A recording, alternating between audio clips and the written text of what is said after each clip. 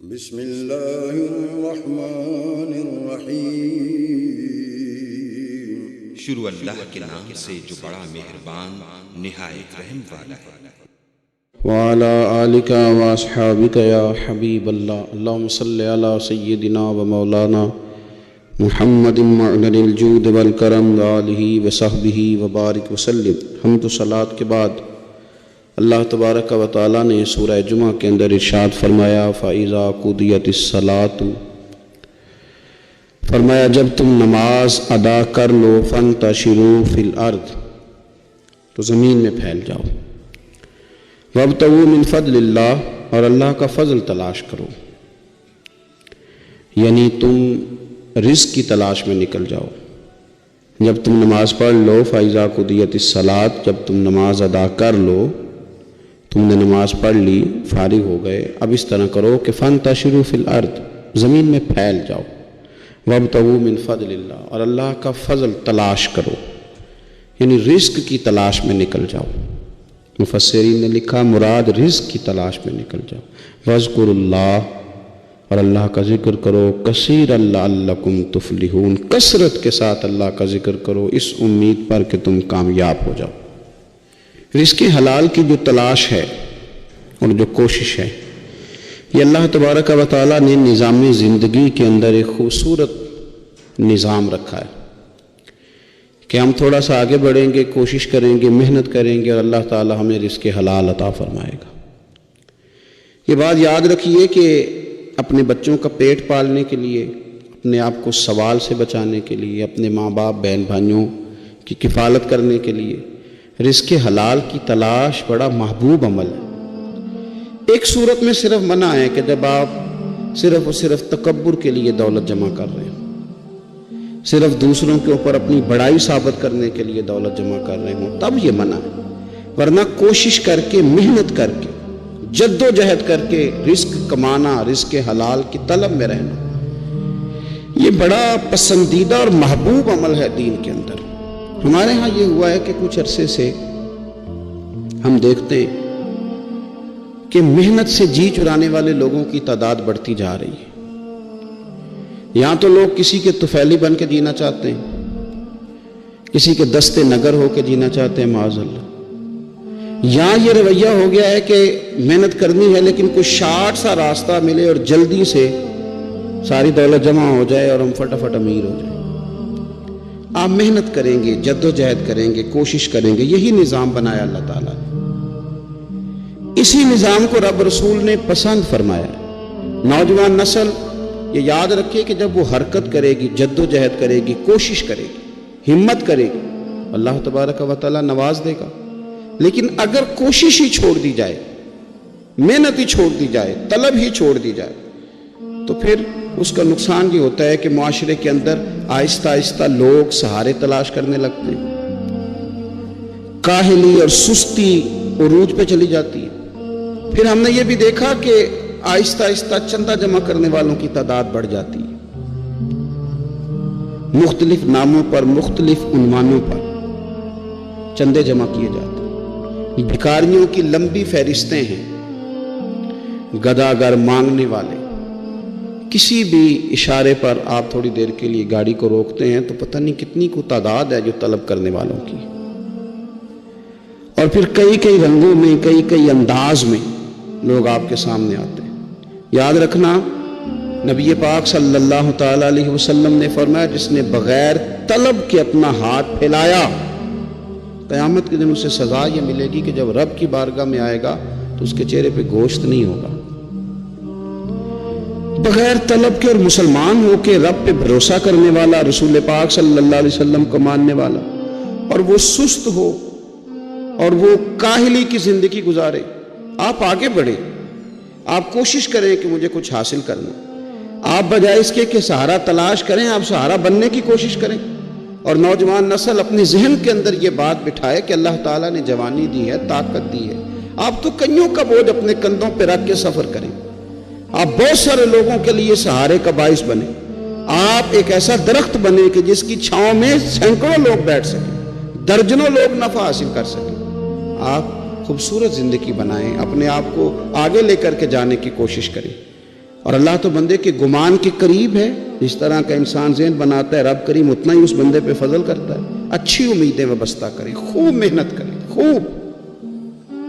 مطلب یہ کہ سست پڑنا، اٹھتا ہوں، چلتا ہوں، دیکھتا ہوں، کرتا ہوں، کوئی ہو ہی جائے گا، کوئی پہنچ ہی جائے گا، یہ کمزور لوگوں کی علامت ہے. یہ کمزور لوگوں کی. حضرت حسن بصری رحمۃ اللہ علیہ ایک مثال دے کے بڑی بات کو خوبصورت کرتے ہیں. کہتے ہیں کہ نوجوان مجھے ملا تو کہنے لگا حضرت جی آج میں نے عجیب نظارہ دیکھا ہے کہ ایک شیر نے شکار کیا ہے ایک بکری کا، تو اس نے کافی سارا خود کھایا اور باقی منہ میں پکڑ کے ایک پہاڑی پہ چڑھا ہے. وہاں ایک نابینا لومڑی بیٹھی تھی، باقی کا اس نے اس کو کھلایا ہے شکار. تو میں سوچتا ہوں رب کریم تو بندہ نابینا بھی ہو، گھر میں بھی بیٹھا ہو تو اس کو رزق پہنچا ہی دیتا ہے. تو خواجہ حسن بصری رحمۃ اللہ علیہ مسکرا پڑے، کہنے لگے میاں تم نے لومڑی بننے کا پروگرام بنایا، شیر بننے کا کیوں نہیں بنایا؟ تم نے یہ ذہن بنایا کہ گھر میں نابینا بن کے بھی کوئی بیٹھ جائے تو روٹی پہنچ جاتی ہے، تو یہ ذہن کیوں نہیں بنایا کہ شیر بنتا ہوں، شکار کرتا ہوں، کھاتا بھی ہوں، کھلاتا بھی ہوں.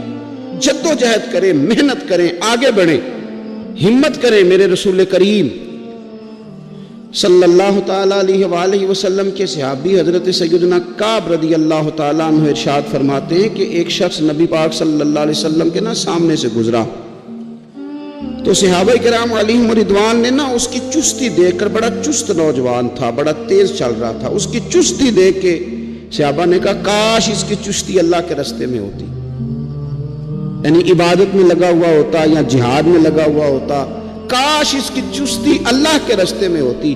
تو نبی پاک صلی اللہ تعالیٰ علیہ وسلم نے فرمایا اگر یہ اپنے چھوٹے بچوں کی ضروریات پوری کرنے نکلا ہوا تو پھر بھی یہ اللہ کے راستے میں ہی ہے.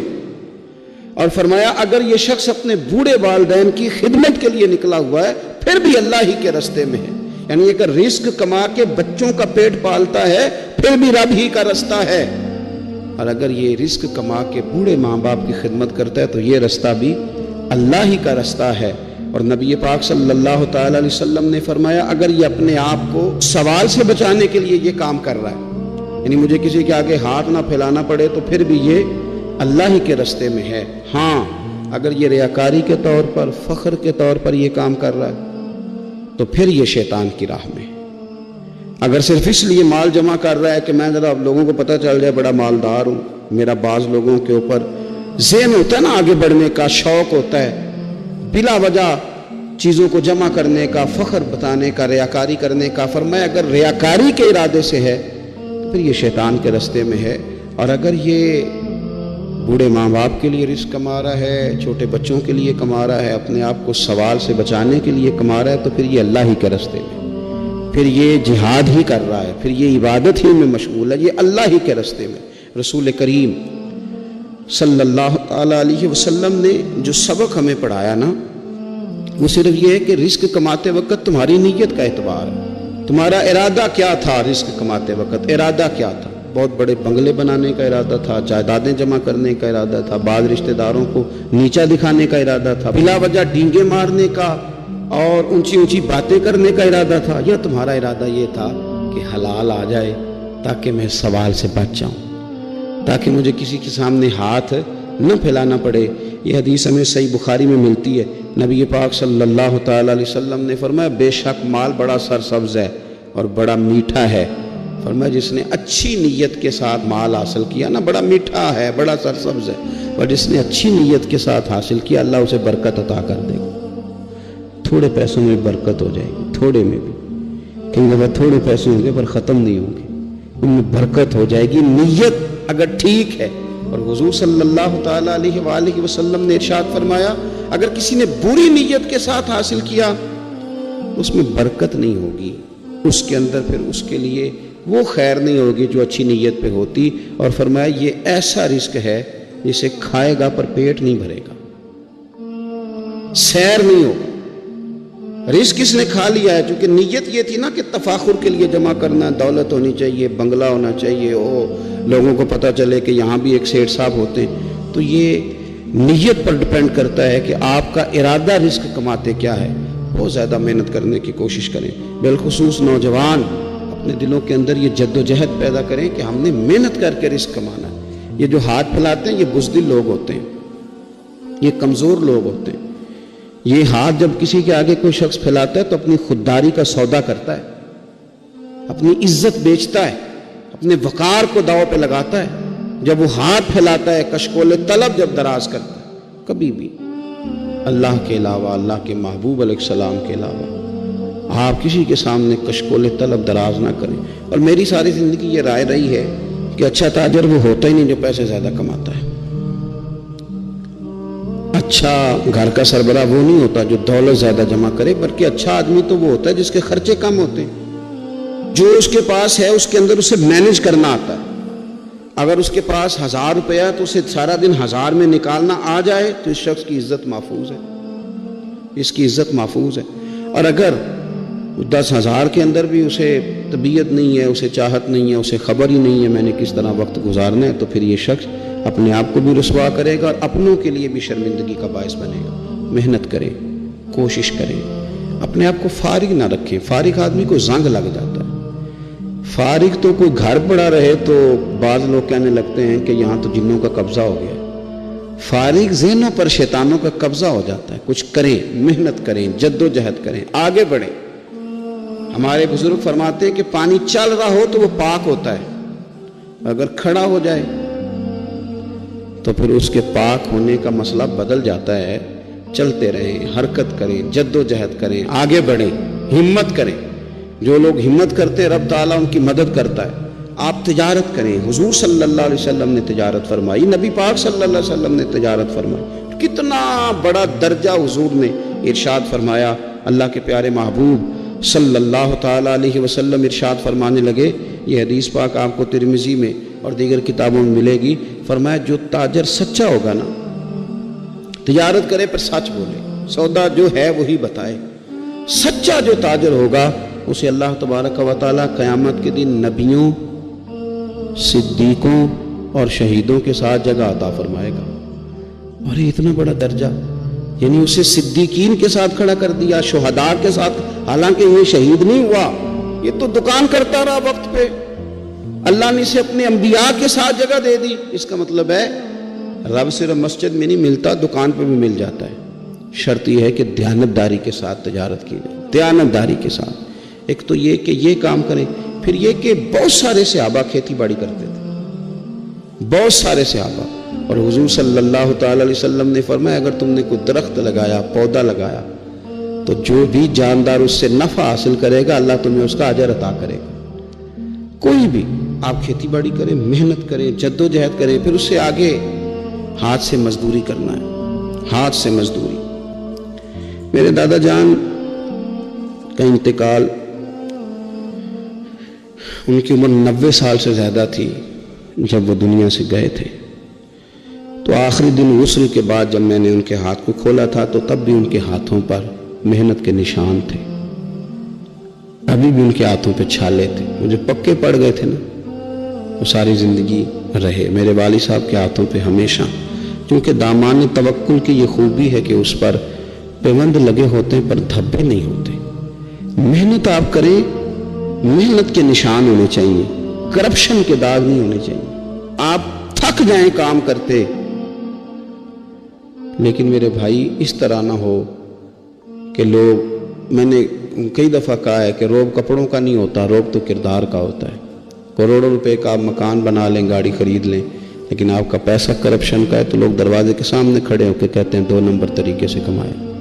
لیکن چھوٹا سا کوئی ملازم ہو کسی دفتر میں، ہو دیانتدار، تو لوگ دروازے کے سامنے بڑا افسر بھی کھڑا ہو کے کہتا ہے یار یہ بندہ نہ رشوت لیتا ہے نہ ناجائز سفارش سنتا ہے، اس سے ذرا احتیاط سے بات کرنی ہے. تو بتلائیے روب کپڑوں کا ہے کہ کردار کا ہے؟ دولت کا ہے کہ کردار کا ہے؟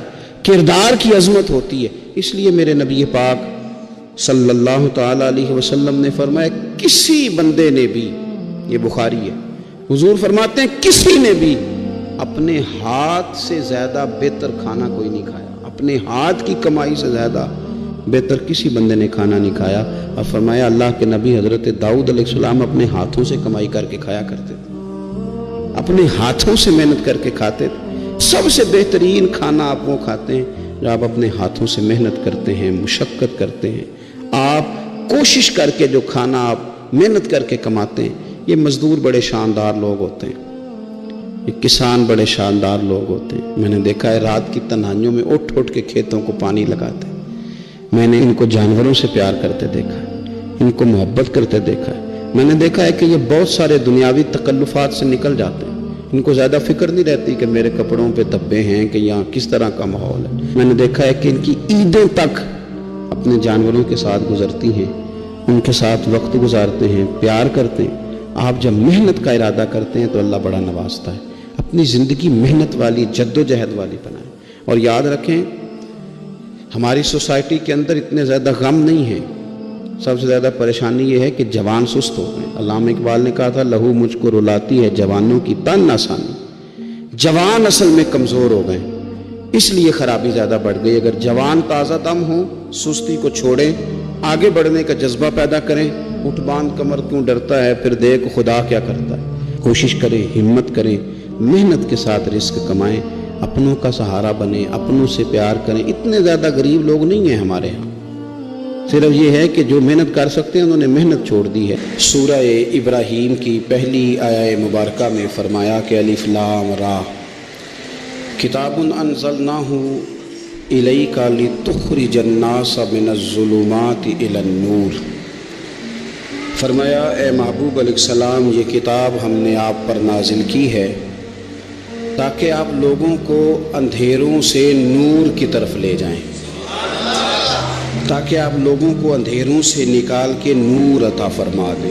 بِإِذْنِ رَبِّهِمْ إِلَى صِرَاط, اور اپنے رب کے حکم سے اپنے رب کے رستے کی طرف لوگوں کو لے جائیں. العزیز الحمید, وہ رب جو بڑا غالب بھی ہے اور جو حمد کیا گیا ہے, جس کی حمد کی جاتی ہے, اس کے رستے کی طرف آپ لوگوں کو لے جائیں. من الظلمات الی النور, لوگوں کو اندھیروں سے نکالیں اور ظلمات سے نکال کے انہیں نور دیں. ہمارے مفسرین کرام نے یہاں لکھا ہے کہ یہ دیکھ لیں کہ قرآن مجید نے ظلمات, اندھیرے جب بیان کیے تو جمع کا صیغہ استعمال کیا, اور جب الی النور کہا تو واحد کا صیغہ استعمال کیا. ظلمات زیادہ ہیں اور نور ایک ہے, اندھیرے زیادہ ہیں اور روشنی ایک ہے. معنی کیا ہے کہ کائنات میں جتنے بھی اندھیرے ہیں ان سب سے دور کرنے والی روشنی ایک ہی ہے جو مدینے والے رسول کے پاس موجود ہے, جو نبی پاک صلی اللہ علیہ وسلم کی بارگاہ میں موجود ہے, جو حضور کے پاس موجود ہے. یہ روشنی ایک ہی ہے. اندھیرے بے شمار ہیں, کثرت سے اندھیرے ہیں. ایک اندھیرا کفر کا ہے, ایک اندھیرا نفاق کا ہے, ایک اندھیرا جہالت کا ہے, ایک اندھیرا غربت کا ہے, ایک اندھیرا تنہائی کا ہے, ایک اندھیرا مایوسی کا ہے. یہ سارے اندھیرے ہیں.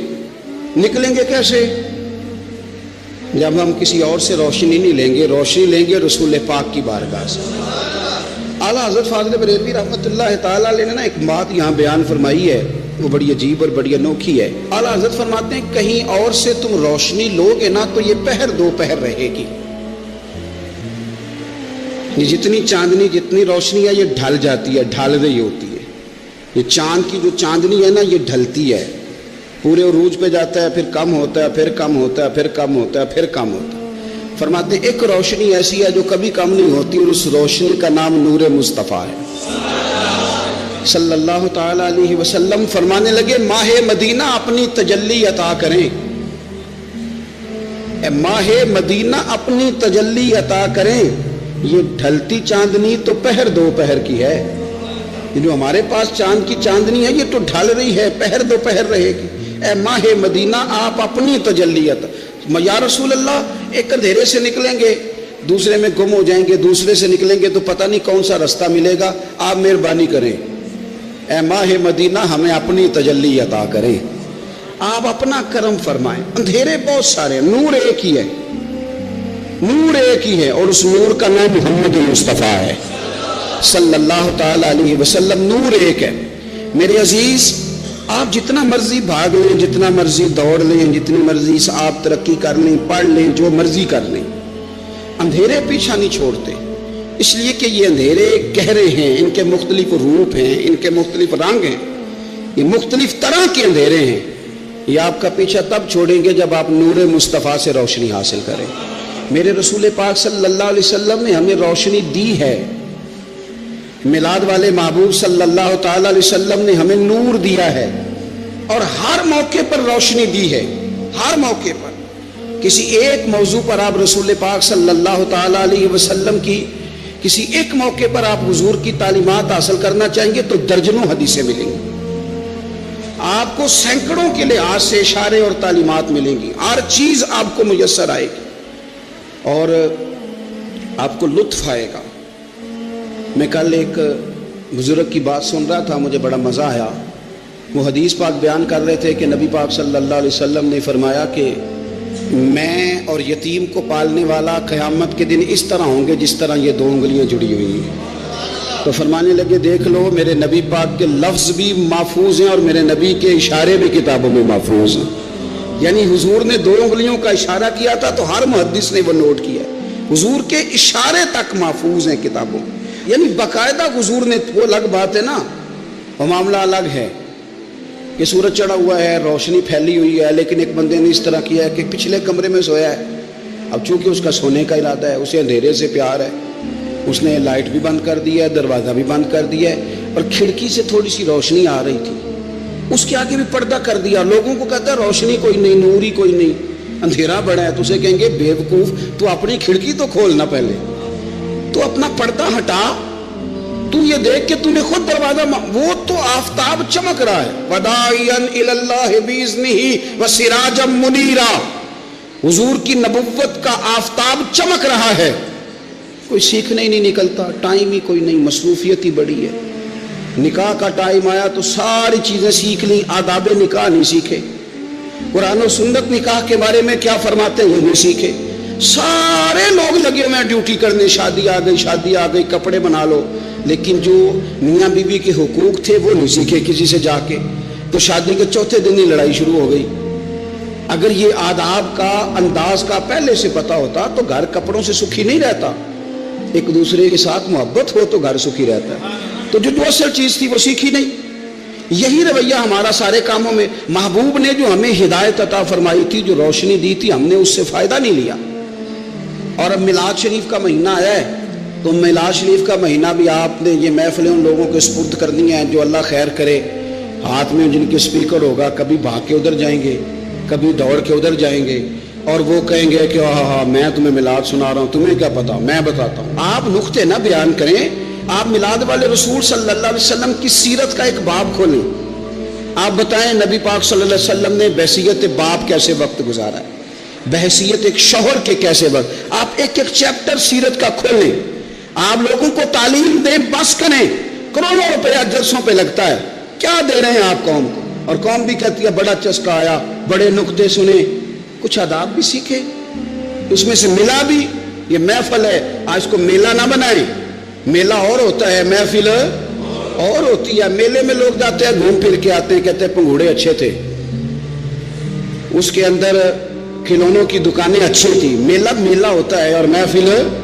محفل ہوتی ہے، تو محفل کو محفل بنائیں، میلہ نہ بنائیں، مہربانی فرمائیں۔ میرے عزیز، آپ میری بات پر غور کریں گے اور اسے یاد رکھیں گے، ایک تو ہے کہ ایز اے اسپیشل میرے نبی پاک نے تعلیمات، اور ایک یہ کہ حضور ویسے کسی سے گفتگو کریں تو اللہ اسے ہدایت عطا فرما دے۔ سیرت النبویہ میں موجود ہے، حضرت بریدہ اسلمی رضی اللہ تعالیٰ عنہ صحابی ہیں، وہ فرماتے کہ جب ابو جہل نے اعلان کیا نا کہ جو معاذ اللہ ثم معاذ اللہ نقل کفر نہ باشد، حضور ہجرت کر کے مکہ مکرمہ سے مدینہ طیبہ جا رہے، تو جو سید عالم صلی اللہ علیہ وسلم کو گرفتار کرے گا اسے 100 سرخ اونٹ دیے جائیں گے۔ آج ہمارے زمانے میں سائیول نسل کی گائے بھینس بڑی مہنگی ہے، تو 100 گائیں وہاں سے لے آئیں تو کتنے کروڑ بنا۔ عرب میں سرخ اونٹ بڑا مہنگا تھا، اور 100 ملے گا تو بڑے بڑے لوگوں کے لیے بڑا اچھا موقع مل گیا امیر بننے کا، تو بڑے لوگ بھاگے۔ بریدہ کہتے ہیں میں اکیلا نہیں، 70 بندے میں نے ساتھ لیے، چونکہ انعام ہی بہت تگڑا تھا، 70 بندے ساتھ لے کے میں گیا حضور کو گرفتار کرنے۔ تو مکہ مکرمہ سے کوئی 70-75 کلومیٹر کے فاصلے پر میں نے نبی پاک صلی اللہ علیہ وسلم اور جناب صدیق اکبر کو پا لیا۔ کہتے ہیں جب 70 سواروں کے ساتھ ان کے ہاتھ میں نیزے ہیں، تلواریں ہیں، ان 70 سواروں کے ساتھ جب میں وہاں پہنچا اور جناب صدیق اکبر رضی اللہ تعالیٰ عنہ نے ہمیں آتے ہوئے دیکھا تو تھوڑا گھبرائے. کہتے ہیں صدیق اکبر گھبرا رہے تھے کہ 70-71 بندے آ گئے, پر حضور زیر لب تھوڑا تھوڑا مسکرا رہے تھے. حضور زیر لب تھوڑا تھوڑا مسکرا رہے تھے. اور نبی پاک صلی اللہ علیہ وسلم بڑے اطمینان کے ساتھ بیٹھے. بریدہ آ گئے اور جب آ کے کھڑے ہوئے نا تو حضور نے پوچھا تمہارا نام کیا ہے؟ ایک بندہ گرفتار کرنے آیا ہے. میں نے کہا کہ جب آپ کو بڑا ڈر چڑھا ہو تو روشنی مدینے والے رسول عطا کریں گے. چاروں جانب خوف ہو تو نور میرے نبی سے لے لو, انشاءاللہ دل ٹھنڈا ہو جائے گا. حضور نے نہ پوچھا تھا, بندہ پکڑنے آیا ہے, وہ آیا 70 بندے لے کے گرفتار کرنے. حضور پوچھتے ہیں تیرا نام کیا ہے؟ کہتے بریدہ. برد عربی میں ٹھنڈے کو کہتے ہیں. حضور جناب صدیق اکبر کی طرف دیکھ کے فرمانے لگے کوئی ڈرنے والی بات نہیں, یہ تو معاملہ ہی ٹھنڈا جا رہا. حضور فرمانے لگے تیرا قبیلہ کون سا ہے؟ کہنے لگے حضور بنو اسلم. اسلم سلام, یہ سلامتی سے نکلے. اس نے کہا بنو اسلم میں سے ہوں. تو حضور فرمانے لگے ابو بکر یہ اور مسئلہ ٹھیک ہو گیا, یہ تو معاملہ کوئی فتنے والا نہیں, یہ تو سارا کام ہی سلامتی والا ہے.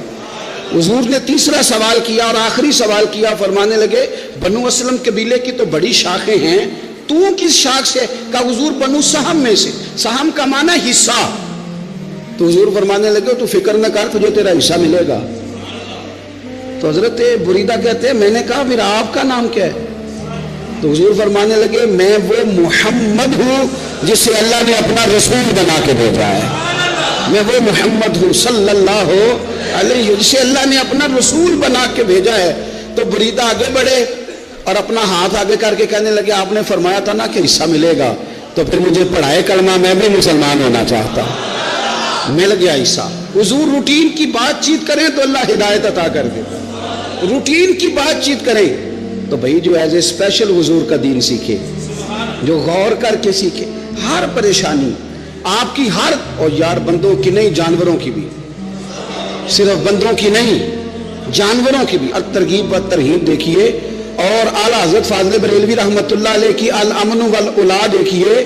نبی پاک صلی اللہ علیہ وسلم کے صحابی حضرت تمیم داری رضی اللہ تعالیٰ عنہ فرماتے ہیں میں حضور کے ساتھ تھا, ایک جگہ کھڑے تھے, ہم بہت سارے صحابہ تھے. ایک اونٹ دوڑا دوڑا آیا, اس نے نا پہلے حضور کی قدم چومے, پھر کان میں کچھ کہا اونٹ نے.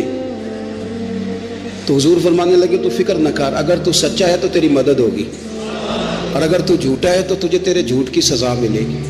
یعنی میں کیسے اس بندے کو سمجھاؤں, میں کیسے اسے سمجھاؤں. کمیٹی ڈال کے رو کے درد سے ادھار لے کے کوئی مدینے گیا, اور ماڑا بندہ, اور اس کی تڑپ ہے کہ میں سونے کو اپنے دکھ سناؤں. تو وہ کھڑا ہوا تو ایک صاحب اسے کہنے لگے یہ معاذ اللہ سنتے نہیں, تو کس کو سنا رہا ہے؟ چپ کر, کنٹرول کر اپنی زبان کو. اگر دین نہیں آتا تو نبی پاک سے محبت کرنے والوں کے دل نہ توڑ. جو رسول اونٹوں کی بولیاں بڑے خوب طریقے سے جانتے ہیں وہ اپنے غلاموں کی باتوں کو نہیں سنتے. یہ تو نے کیسی بات کر دی. اعلیٰ حضرت کہتے ہیں لب واہ ہے, آنکھیں بند ہیں, پھر بھی پھیلی ہیں جھولیاں. کہتے ہیں لب کھلے ہیں, آنکھیں بند ہیں, اور میری جھولی پھیلی ہے. میری جھولی, پتہ نہیں آپ کو بھی اتنا ہی مزہ آ رہا ہے جتنا مجھے آ رہا ہے کہ یہاں آپ سوچتے ہیں. کہتے ہیں لب واہ ہیں, آنکھیں بند ہیں, پھیلی ہیں جھولیاں. یہ بریلی کے امام شعر نہیں لکھتے, ساتھ ساتھ مزہ بھی لیتے. آپ ذرا اندازہ کیجیے بات کرنے کا. کہنے لگے میں کھڑا ہوں حضور کی جالی کے سامنے, اور کیفیت میری یہ ہے کہ لب واہ ہے, آنکھیں بند ہیں, پھیلی ہیں جھولیاں. حضور کچھ آیا بھی ہے, اعلیٰ حضرت کچھ ملا بھی ہے. اب دیکھیں کسی کے سوال سے پہلے جواب دیتے, کہتے ہیں لب واہ ہیں, آنکھیں بند ہیں, پھیلی ہیں جھولیاں, اور کتنے مزے کی بھیک تیرے پاک در کی ہے. کتنے, اور خالی بھیک نہیں ملی, مزہ بھی بڑا ہی آیا ہے. یعنی وہاں سے لینے کا, بھیک لینے کا مزہ بھی, خود بھیک دے خود ہی کہیں منگتے کا بھلا ہو. یہ تو شعر ہے نا, تھوڑا سا بندہ پڑھا لکھا ہو تو سمجھ میں آتے ہیں. تو دیسی بندے بھی بڑی باتیں, میں نے آپ کو پہلے بھی بتایا تھا, اور وہ بات مجھے بڑا مزہ دیتی ہے. میں پہلی دفعہ حاضر ہوا تو ایک بابا جی کو نا, وہ جن کی وہاں ڈیوٹی ہوتی ہے نا پولیس والے, وہ دھکے دے رہے ہیں, یلا حاجی نکل, اس کو دھکے دے رہے ہیں. تو بابا میرے آگے آگے, بابا اسے کیا کہتا, کہتا تیری خیر ہوگی پہرے دارا, روزے دی جالی چوم لین دے. ایک دفعہ نہیں 2-4 دفعہ بابا جی نے کہا. تو کئی دفعہ ہم کسی کو مسئلہ تو بتاتے ہیں لیکن وہ بندہ تو ذوق میں ہوتا ہے نا, اور وہ جو مسئلہ بتاتا ہے وہ نرالا ہوتا ہے. وہ باہر نکل کے نا تو میں نے بابا جی سے کہا, میں کہا تسی 10 ساری شعر پڑھے ہیں پنجابی دا, ان کو تو تہاڈی سمجھ لگدی سی, وہ تے عربی ہے. تو بابا جی میرے تھپکی دے کے نا یہاں کندھے پہ کہندے پتر مینوں بھی پتہ ہے, مینوں بھی پتہ ہے, انہوں نہیں سمجھ لگدی, میں تے اپنا رانجھا پہ راضی کردا سی, مینوں بھی پتہ تیری خیر ہوئے پہرے دارا روزے دی جالی. آپ یقین کر لیں کہ جو رانجھا راضی کرنے والے ہیں ان کی بھی کیا ہی بات ہے. روزے دے دوالے نے غلاماں دیاں ٹولیاں, وہ ویکھو ایک پہ سوندا کروڑاں دیاں بولیاں. اونٹ آیا, آ کے اس نے پہلے قدم چومے, کان میں کچھ کہا. حضور نے فرمایا تو فکر نہ کر, اگر تو سچا ہے تو جیسے تو کہتا ہے ویسے ہو جائے گا, اور اگر تو جھوٹا ہے تو پھر تجھے تیرے جھوٹ کی سزا بھی ملے گی. تھوڑی دیر گزری تو حضرت تمیم داری رضی اللہ تعالیٰ عنہ فرماتے ہیں کچھ لوگ دوڑے دوڑے آئے, عرض کرنے لگے حضور یہ ہمارا اونٹ بھاگ آیا ہے اور 3 دن سے بھاگا ہے, مل نہیں رہا. حضور فرمانے لگے یہ تو تمہاری شکایت کر رہا ہے, یہ تو کہہ رہا ہے یا رسول اللہ میں نے گرمی سردی میں ان کی خدمت کی, اور جب میں بوڑھا ہو گیا تو انہوں نے مجھے افزائش نسل کے لیے رکھ لیا, میری نسل سے ان کے کتنے اونٹ پیدا ہوئے, اب میں بوڑھا ہو گیا ہوں تو مجھے کاٹ کے ذبح کر کے کھانا چاہتے ہیں. اس نے کان میں کہا, حضور نے ترجمہ کہہ کے بتایا. کریم رسول فرمانے لگے بولو تم کیا کہتے ہو؟ کہنے لگے سونیا جی جس نے جو آپ کو بتایا نا بالکل ہی سچ بتایا. ابو داؤد شریف کی حدیث عرض کر رہا ہوں, حضور بالکل ایسے ہی ہے, گرمی سردی میں اس نے کام کیا, پھر ہم نے اس سے بڑے افزائش نسل کا کام لیا, حضور ذبح کرنا چاہتے ہیں. تو نبی پاک فرمانے لگے اتنی جو خدمت کرے اس کا صلہ پھر چھری ہے, کہ تم اچھا صلہ دے رہے ہو. کہنے لگے حضور ہم کچھ نہیں کہتے, ذبح بھی نہیں کرتے, آپ اس کو دے دیں. حضور فرمانے لگے اب نہیں میں تم پہ اعتماد کرتا, اس طرح کرو میرے ہاتھ بیچ دو. 100 دینار کا میرے نبی پاک نے اونٹ خرید لیا. حضور نے نا اونٹ کو تھپکی دی, فرمایا جا تو آزاد ہے. اونٹ نے نا پتہ نہیں کیا باتیں کی, ایک بات کی تو حضور نے فرمایا آمین, دوسری کی تو کہا آمین, تیسری کی دعا کی تو کہا آمین, چوتھی بات اونٹ نے کی تو نبی پاک رو پڑے. اونٹ چلا گیا. صحابہ کہتے ہیں عرض کی یا رسول اللہ اونٹ نے کیا کہا ہے؟ تو حضور فرمانے لگے اس نے پہلی دفعہ یہ کہا ہے کہ یا رسول اللہ اللہ آپ کو میری طرف سے, اسلام کی طرف کے اور قرآن کی طرف سے بہترین صلہ عطا کرے. تو میں نے کہا آمین, اور پھر اس نے کہا دوسری دعا دی, اے اللہ کے پیارے رسول صلی اللہ علیہ وسلم جس طرح آپ نے آج میرا خوف دور کیا ہے, میں دعا کرتا ہوں اللہ آپ کی امت سے قیامت کا خوف دور کرے. اور میں نے کہا آمین. تو نبی پاک صلی اللہ تعالیٰ علیہ وآلہ وسلم فرماتے ہیں پھر اس نے تیسری دعا کی, عرض کی یا رسول اللہ صلی اللہ تعالیٰ علیہ وسلم جس طرح آج آپ نے میرا خون بچایا ہے, سنیا میری دعا ہے رب تیری امت کا خون محفوظ کرے. تو میں نے کہا آمین. حضور فرماتے ہیں پھر اس نے چوتھی دعا کی, یا رسول اللہ میری دعا ہے آپ کی امت لڑے نہ, جنگ و جدال نہ کرے, آپس میں گلے نہ کاٹے. تو حضور فرماتے ہیں میں نے آمین بھی کہا اور میں رو بھی پڑا, اس لیے کہ یہ دعا میں نے اپنے رب کریم سے مانگی تھی کہ اے اللہ میرے امتی لڑے نہیں, آپس میں لڑے نہیں. اور یارو بچے لڑتے ہیں, بچے لڑتے ہیں تو کیا باپ خوش ہوتا ہے؟ وہ تو پریشان ہوتا ہے, روتا ہے, میری امت لڑے نہ. تو میرے رب کریم نے فرمایا محبوب یہ دعا مجھ سے نہ مانگیے, یہ خدا کی حکمت کا تقاضا ہے, یہ لڑیں گے. تو نبی پاک صلی اللہ علیہ وسلم فرماتے ہیں جب لڑائی کی بات کی تو میں نے پھر اس وقت میں آبدیدہ ہو گیا, میں رو پڑا. یہ نازک مسئلہ ہے, تکلیف والا ہے کہ یہ لڑیں گے, کچھ لوگ فرقے بنا لیں گے, الگ عقیدے گھاڑ لیں گے اور سچے سچے مسلمانوں سے لڑیں گے. میرے بھائی یاد رکھ لیں کہ رسول پاک تو جانور اندھیرے میں ڈوب جائے تو نکال دیتے ہیں, تو امتی کیوں کہیں اور روشنی تلاش کرتا پھرتا ہے؟ وہ روز کہے کہ ماہ مدینہ اپنی تجلی عطا کرے. یہ ڈھلتی چاندنی تو پہر دو پہر کی ہے. میرے رسول پاک صلی اللہ علیہ وسلم ہر ایک کا خوف دور کرتے, ہر ایک کی پریشانی دور کرتے, ہر ایک کو حضور نوازتے, ہر ایک پر کرم نوازی. حضرت مولا علی شیر خدا رضی اللہ تعالیٰ عنہ ارشاد فرماتے ہیں کہ ایک عربی نبی پاک صلی اللہ علیہ وسلم کی بارگاہ میں آیا اور اس نے بار بار سوال کیا, بار بار حضور سے سوال کرنے لگا. سرکار کی عادت تھی کہ جب آپ کی طبیعت مبارک, مزاج مبارک بڑا ٹھنڈا ہوتا تھا تو آپ سوالوں کے جواب دیتے. اور جب کوئی سوال کا جواب نہ دینا چاہتے تو خاموش ہو جاتے، لیکن اس نے بار بار اصرار کیا نا. یہ مجموع الزوائد میں حدیث موجود ہے، راوی ہے مولا علی شیر خدا. دیکھیں حضور کا نور دینے کا شوق کتنا ہے. نبی پاک صلی اللہ تعالیٰ علیہ وسلم سے جب اس اعرابی نے بار بار سوال کیا نا تو پھر حضور خود فرمانے لگے چل پھر مانگ تو کیا مانگتا ہے. مولا علی فرماتے ہمیں بڑا رشک آیا، ہمیں بڑا ناز آیا. ہم نے کہا کیا بات ہے؟ حضور نے فرمایا مانگ کیا مانگتا ہے؟ اب یہ نبی پاک سے جنت مانگے گا اور دنیا میں بیٹھے بیٹھے اپنے لیے جنت کی ٹکٹ بک کرا لے گا، اپنے لیے یہ جنت کے اندر بہترین محل اپنے لیے الاٹ کرا لے گا. لیکن بڑا ہی بولا تھا. میں کیا کروں، آج بھی اس طرح کے بھولے بے شمار ہیں. عقیدت سے جاتے ہیں، کامل شیخ کے پاس جاتے ہیں، مانگتے کیا ہیں جا کے؟ دنیا کی دولت، یعنی کاروبار نہیں چلتا. یہ تو بات کسی شیخ سے بھی کر لیتے تو اچھے کاروبار کا مشورہ دے دیتے. تم کسی درویش کے پاس گئے تھے تو اس سے مصطفیٰ کی نظر کرم مانگنی تھی، اس سے اللہ کی رحمت کا سوال کرنا تھا، اس سے کہنا تھا کہ ایک خیر کی نظر ڈالیں، انظرنا، یہ کہنا چاہیے تھا. یہاں کیا انداز، عام دام برسرے مطلب. مولا علی شیر خدا فرماتے ہیں ہمارا خیال تھا جنت مانگے گا، پر بڑا بھولا آدمی تھا. کہنے لگا یا رسول اللہ صلی اللہ علیہ وسلم میں نے سفر کرنا ہے، مجھے سواری کے لیے ایک اونٹ دے دے.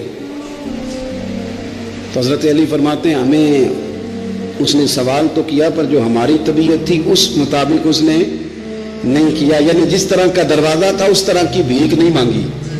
اس نے اونٹ مانگا، حضور نے فرمایا چل دیا تجھے. گویا حضور نہ اندھیرے دور کرنا چاہ رہے ہیں اس کے. فرمایا چل اونٹ دے دیا، اب تو کچھ اور بھی مانگ لو. حضرت علی کہنے لگے لو بڑے نصیب والا، ایک چانس اور ملا. تو کہنے لگا حضور اس طرح کریں جو اونٹ پر کجاوا باندھا جاتا ہے وہ بھی دے دے.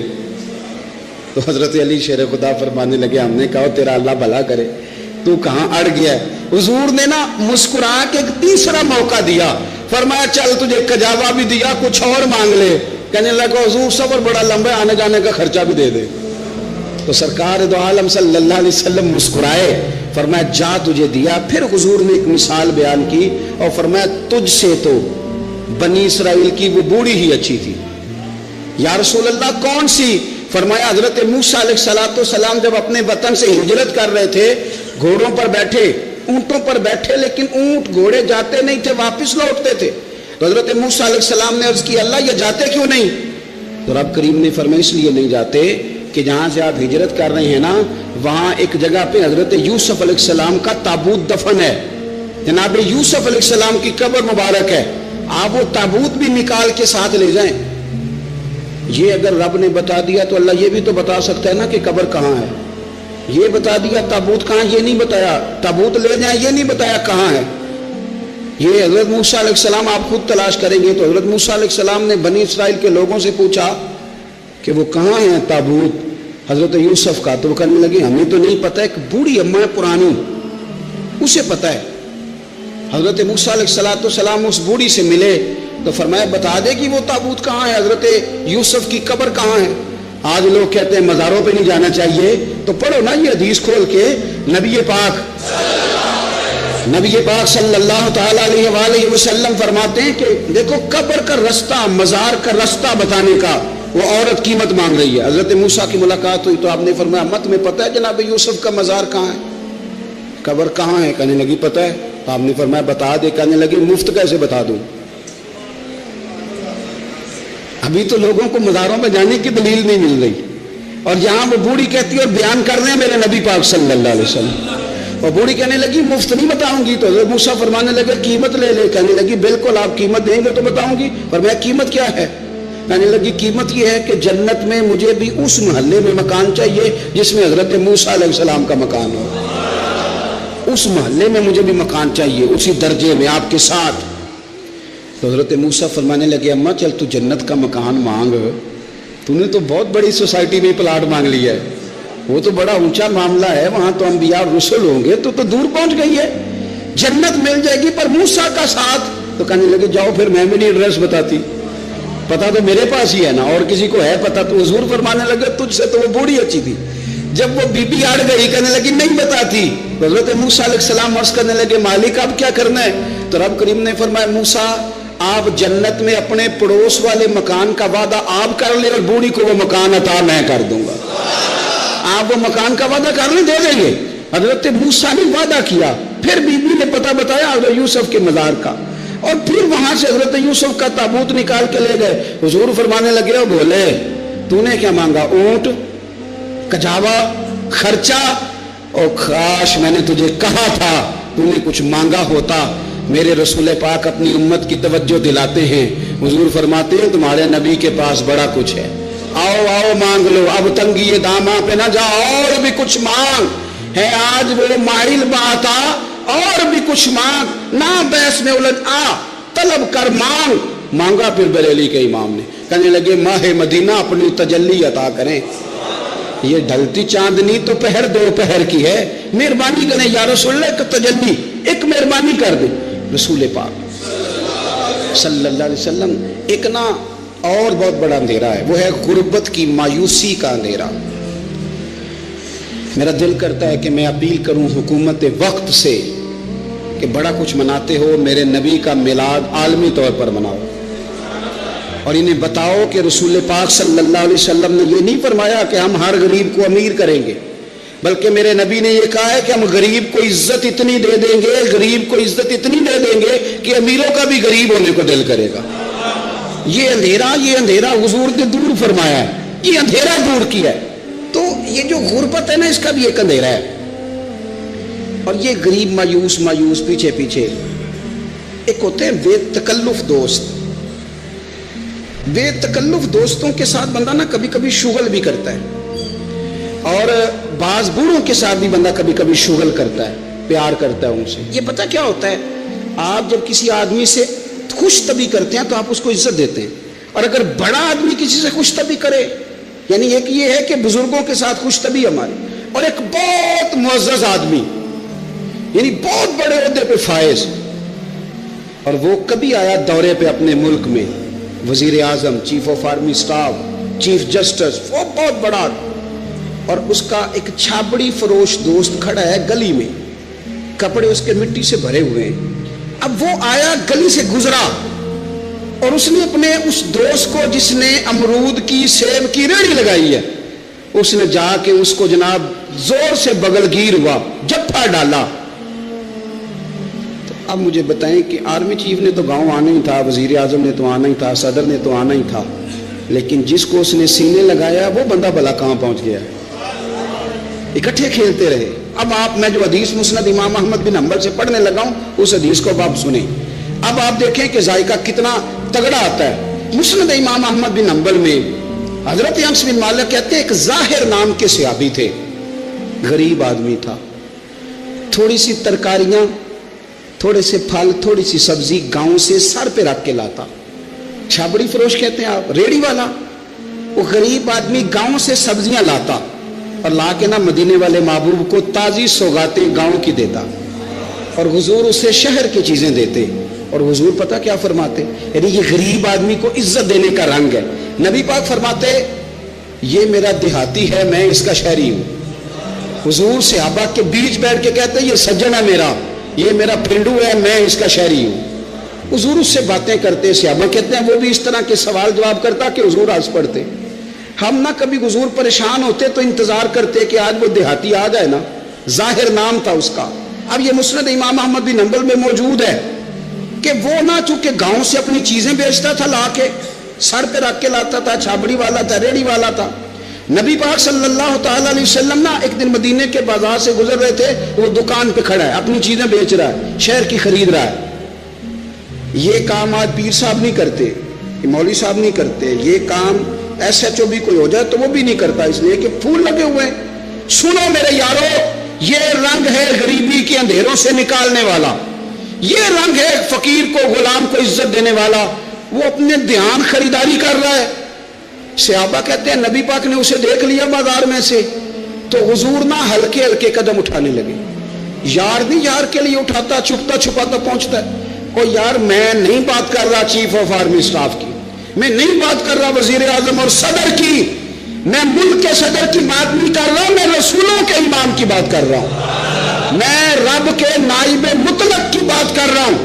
وہ فرشتے جن کا جلوہ دیکھنے کے لیے ترسیں اور اللہ کی بارگاہ میں عرض کریں کہ تیرا محبوب آ رہا ہے معراج پہ، تو 2 منٹ ملیں گے زیارت کے لیے؟ نبی نبی صفیں باندھ کے مسجد اقصی میں انتظار کریں. او غریبوں، تمہیں جو روشنی مدینے والے رسول نے دی تمہیں کوئی لیڈر نہیں دے سکتا. چپ کے حضور گئے. وہ ترکاریاں بیچ رہا ہے، چھابڑی والا، ریڑی والا، ریلی والا.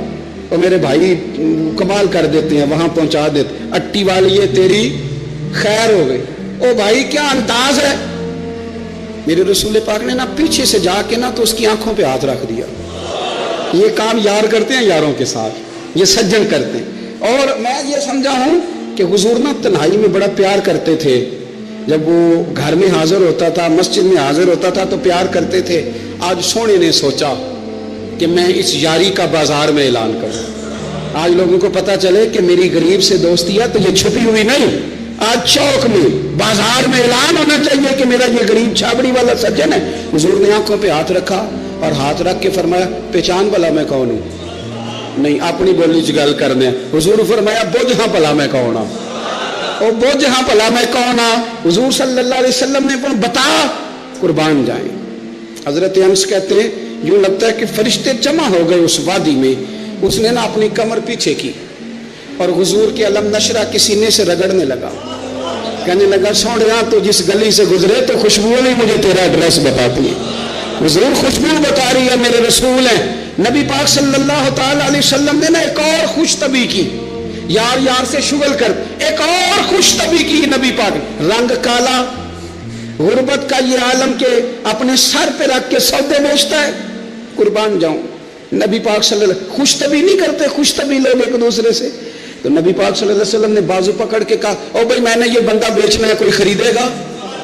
نرخ بازار محبت کا انوکھا ہو گیا، خود خریداروں میں شامل آ کے مولا ہو گیا.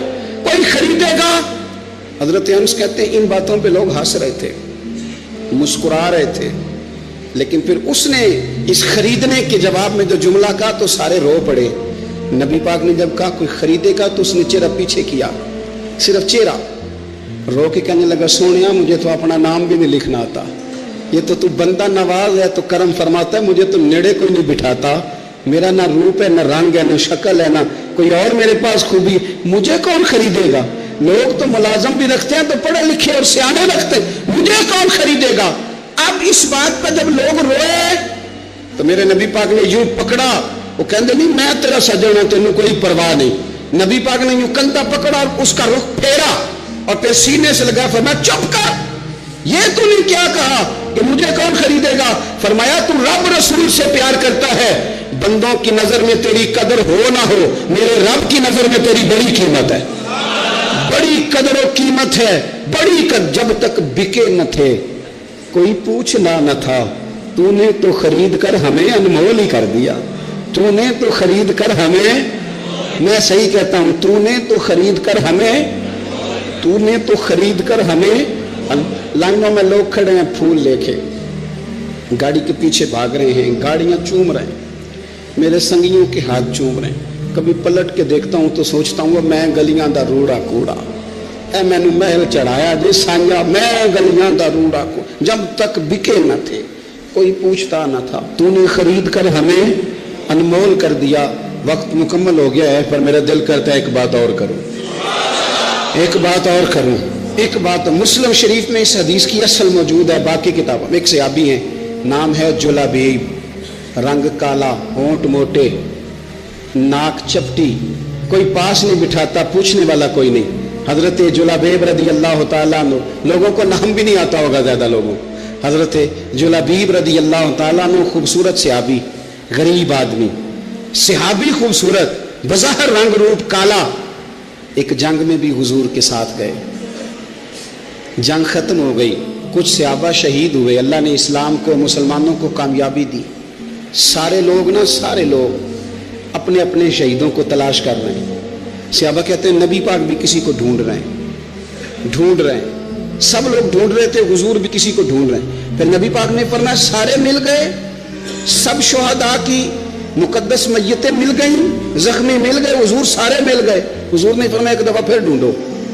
حضور ڈھونڈ آئے ہیں، سارے مل گئے. فرمایا نہیں ایک بار پھر ڈھونڈو. حضور مل گئے. نبی پاک نے فرمایا مجھے جلابیب نہیں نظر آ رہا. وہ نہیں مل رہا مجھے۔ حضور آپ اسے ڈھونڈ رہے تھے؟ فرمایا ہاں۔ ایک صحابی پھر گئے، دوڑے آئے، حضور وہ نہ مل گئے، حضرت جلابیب شہید ہو گئے۔ حضور یہ ان کی لاش مبارک پڑی ہے۔ کریم رسول گئے تو وہ صحابی کہنے لگے حضور یہ 7 لاشیں کافروں کی ہیں، ایک لاش حضرت جلابیب رضی اللہ تعالیٰ عنہ کی ہے۔ حضور وہاں کھڑے ہیں۔ اس حدیث کی اصل مسلم شریف میں موجود ہے۔